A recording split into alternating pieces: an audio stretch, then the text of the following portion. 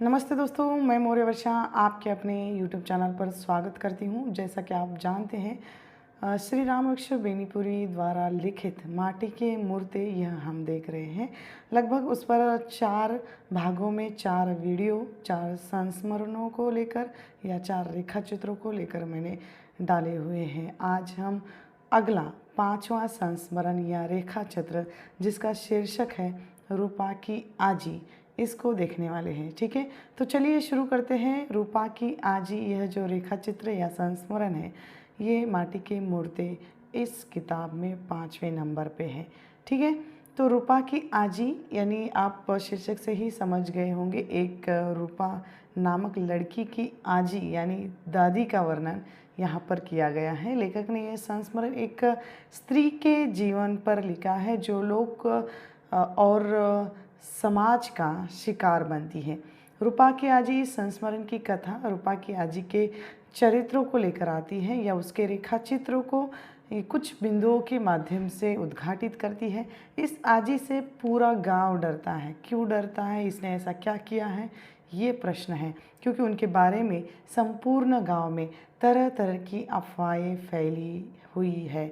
जैसे वह एक डायन है, वह दूसरे के बच्चों को खाती है, जादू टोना करती है, राक्षसीन है, एक अर्थ में वह किसी का भी बुरा कर सकती है, इतना विश्वास गांव के लोगों को है।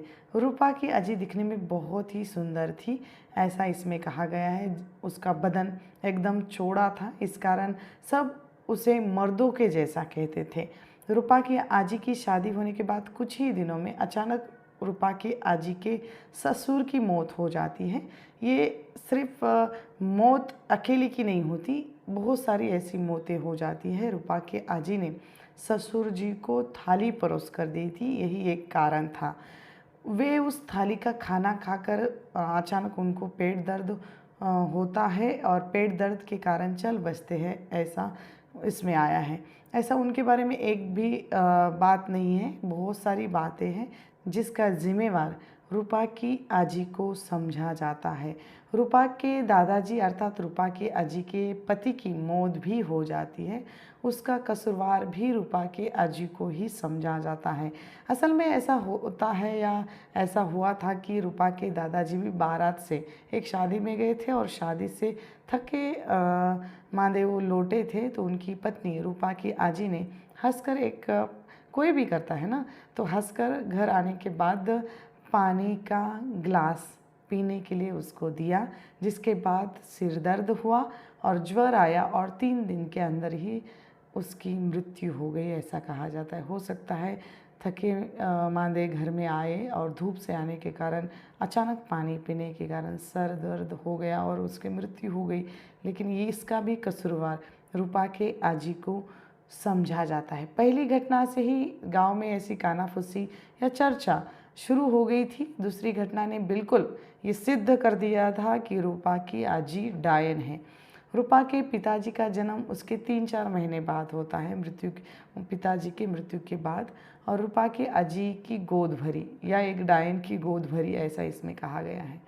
लोग तरह तरह की बातें बनाने लगे, जैसे डायन ने अपना खानदान बचा लिया। बेटे को रूपा की आजी ने बड़े नाज से पाला बड़ा किया, पाला पोसा, ये सब हुआ, बेटा बड़ा हुआ, उसकी धूमधाम से शादी भी की, लेकिन शादी का 1 बरस भी नहीं हुआ कि बेटे की भी मृत्यु हो जाती है, जिसका जिम्मेवार भी रूपा के आजी को ठहराया गया था।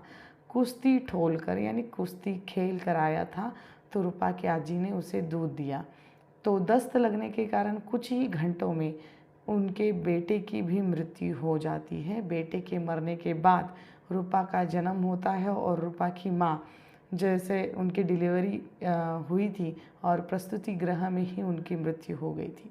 इसके बाद गांव वालों ने कहा कि डायन ने अपना पूरा घर एकदम से स्वाहा कर लिया। फिर तो लोगों ने उसे डायन कहने का एक ऐसा पक्का निर्धार कर लिया था। वह जादू टोना करती है, ऐसा लोगों का कहना था। जब जवान बेटे की मृत्यु हो गई तो रूपा की आजी ने एक अजीब सा परिवर्तन आ गया था। वो घर में इतनी सारी मौतें होने के बाद कोई भी स्त्री में परिवर्तन आता है, हो सकता है कि रोने का कारण हो या ज़्यादा दुख हुआ इस कारण हो, ज़्यादा रोती थी इस कारण उसकी आंखें लाल हो गई थी। लेकिन लोगों ने कुछ और ही समझ लिया था, उसकी आंखें लाल हो गई थी इस कारण। वह हमेशा आंसू बहाती, होठों से बुदबुदाती रहती, पूजा पाठ करती, भगवान की पूजा अर्चना करती, जिस किसी पर नज़र डालती पूरा प्रेम उमेड़ देती। और लेकिन लोगों ने इसका गलत अर्थ निकाला। रूपा की आजी से जैसे ही लोग बचने लगे थे, उससे दूर भागने लगे थे। वह जब भी गांव में किसी कारणवश गांव में घूमती, पूजा पाठ करती है, बहुत साफ कपड़ा यानी स्वच्छ कपड़ा वो पहनती है, व्रत करती है, तीर्थ यात्रा पर चली जाती है, अपनी जो पोती रूपा को लेकर पूरे गांव में घूमती है। अचानक अगर रूपा की आजी सामने आती तो लोग उसकी खुशामद करते, क्योंकि वह नाराज़ न हो जाए इस बात का डर लोगों को रहता। स्त्रियां उससे देखते ही डर जाती थी। अगर गांव में भी वह जाती या उसे मिले किसी भी व्यक्ति के घर में वह जाती, अगले 6 महीने तक उस घर में या उस गली में कुछ भी हुआ तो पूरा जिम्मेवार, पूरा कसूरवार रूपा के आजी को ही समझा जाता था। कुछ भी अशुभ घटना हुई तो भी पूरा दोष रूपा के आजी के सिर पर लगा दिया जाता था। रूपा के आजी निकालने के लिए बहुत कुछ गांव वालों ने किया, यानी रूपा के आजी को गांव से निकालने के लिए लोगों ने बहुत सारे षड्यंत्र किए, बहुत सारे तांत्रिक बुलाए, तंत्र मंत्र हुआ, लेकिन रूपा की आजी को कुछ भी नहीं हुआ, क्योंकि जो सही है वही सही है और जिसने कुछ किया ही नहीं है तो उसको कैसे भगा सकते। लेकिन फिर भी बड़ी घाघ डायन है, ऐसा लोगों ने कहा कि तांत्रिक जो लोग थे उन्होंने भी कहा कि ये हमारे भगाने से नहीं भगेगी। लेखक कहते कि जब मैं बड़ा हुआ तो इनका विश्वास भूत प्रेतों पर नहीं हुआ था, या लेखक पढ़े लिखे होने के कारण इन बातों पर विश्वास नहीं करते थे, क्योंकि शिक्षा के कारण इस पर आस्था नहीं हो रही थी लेखक की। जब लेखक ने कहना शुरू किया कि रूपा की आजी तो निर्दोष है, रूपा की आजी पर झूठा आरोप किया जा रहा है, जिसके बाद घर के बाद एक व्यक्ति ने जिसके घर में इतनी सारी मृत्यु हो गई एक के बाद एक, और मृत्यु होने के बाद किसी का भी दिमाग ठिकाने नहीं रह सकता है, ये प्रश्न चिन्ह है। और बच्चों को देखकर, दुलार कर, जवानों को घूर घूर कर वह अपने बच्चों को याद करती होगी। उसे भूलने के लिए वह पूजा पाठ, तीर्थ यात्रा जो करती है। लेकिन लेखक की बात सुनने वाला कोई नहीं था। लेखक की बात को झूठा साबित करने के लिए उनकी मौसी हो, उनके मामा हो या आजी हो, इन लोगों ने बहुत से ऐसे कारण दिए हुए थे। एक पड़ोसन की बेटी जब अपने मायके के लिए आई थी, उसका एक छोटा सा 6 वर्ष का नाती आंगन में जैसे खेल रहा था, तब रूपा की आजी आई अचानक और वह बच्चा उसके कंधों पर चढ़ने लगा, नटखट हरकतें करने लगा। उस बच्चे की हरकतें देखकर जैसे रूपा की आजी, उसको भूतनी कहा गया है, हंसने लगी और बच्चे के साथ खेलने लगी। क्योंकि घर में कोई छोटा सा बच्चा न होने के कारण गांव में कोई भी छोटा सा बच्चा वो देख लेती है तो वही प्यार प्रेम उसमें उमेड़ देती थी। लेकिन बच्चे के साथ खेलने लगी और बाद में उसको प्यार भी करने लगी। उसको आशीर्वाद देकर वह चली गई। उसके कुछ दिनों बाद बच्चों को सूखा रोग लगा, उसमें उसकी मृत्यु हो गई।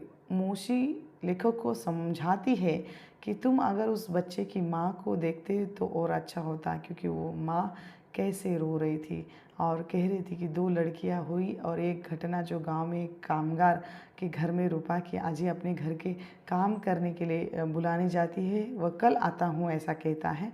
और आज रूपा की जो आजी है नाराज़ हो जाती है, उसे लगता है कि मुझे लोग इस तरह से क्यों देखते हैं, इस तरह से क्यों सुनते हैं और मुझे डरते क्यों हैं। ऐसे रूपा की आजी को भी बहुत सारे प्रश्न पड़ते होंगे और नाराज़ होकर चली जाती है। उसी रात को बूढ़े के बेटे को एक सांप काटता है, ये अचानक होता है।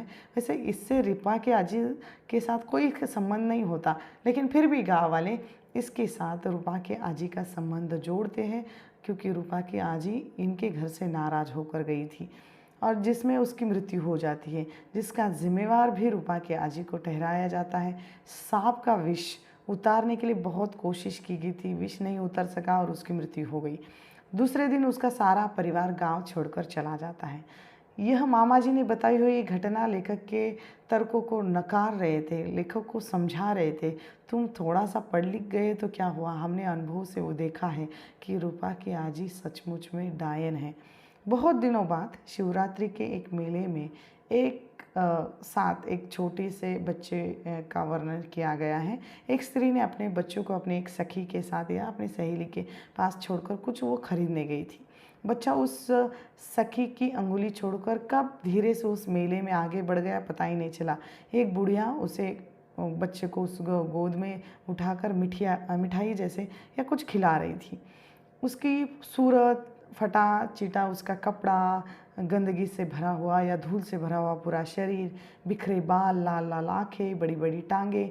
वह स्त्री उसको देखकर एकदम चीख पड़ती है, डायन डायन। बुढ़िया ये सुनकर वो जैसे चिल्लाती है, लेकिन जो स्त्री थी वो बुढ़िया ये सुनकर बहुत घुर्राती है, उसे बहुत गुस्सा आता है।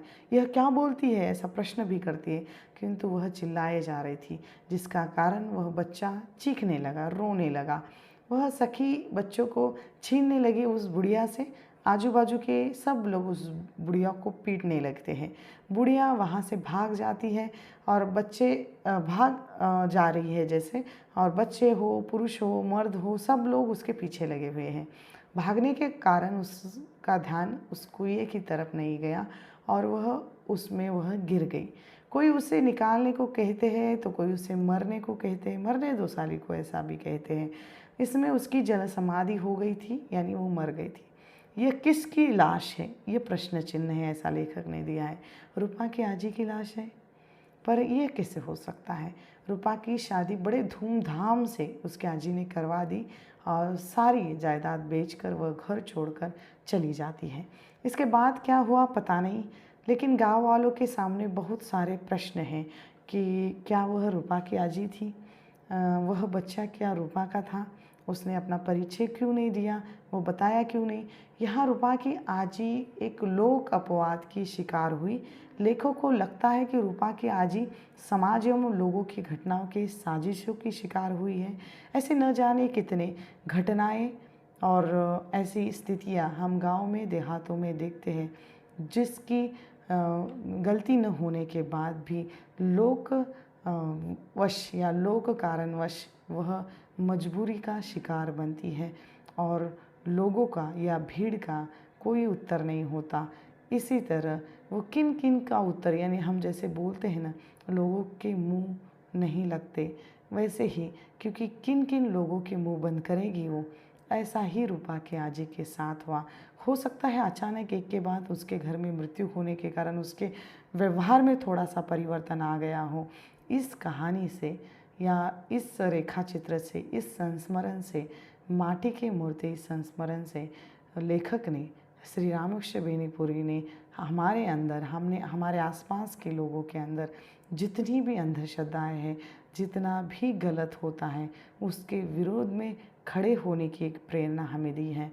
क्योंकि जहाँ पर एक बेकसूर की मौत होना या बेकसूर की हत्या होना, एक समाज मान्य हत्या होना, और उसका कसूरवार किसी को भी ठहराया नहीं जा सकता, लेकिन लोगों के अनुकरण के वजह से, जहाँ पर कहीं सुनी बातों पर विश्वास करने की वजह से हम लोग ठगे जाते हैं और इसका को परिणाम ये होता है किसी बेकसूर की जान चली जाती है, उसका जीवन पूरा तहस नहस हो जाता है। यह हम इस रेखा चित्र के माध्यम से, रूपा के आजी के माध्यम से देख लेते हैं। तो रूपा के आजी का ये रेखा चित्र संस्मरण यहीं पर समाप्त हो जाता है। अगले संस्मरण को लेकर मैं कल मिलूँगी आपको जल्द ही। तब तक के लिए धन्यवाद।